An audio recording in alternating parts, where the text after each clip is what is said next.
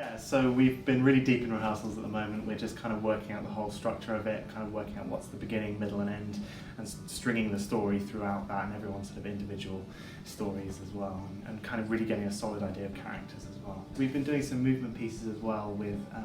Rachel, our movement director, and she's been kind of getting us to do more personal movement reflections on the same themes of sanctuary and preparing ourselves to go online and what that means to us as individuals as well as to our characters, and then kind of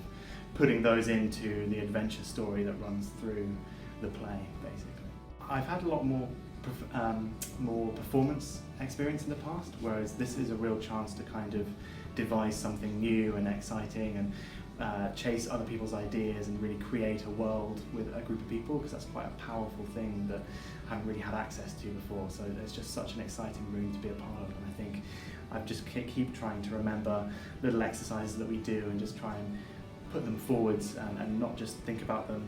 as like a part of this process that exists on its own, but is something I can take forward into the future, I think. Go see Active Repair, opening on the 19th of July at CCA in Glasgow, and then touring to Inverness, Aberdeen, Callander and Dumfries.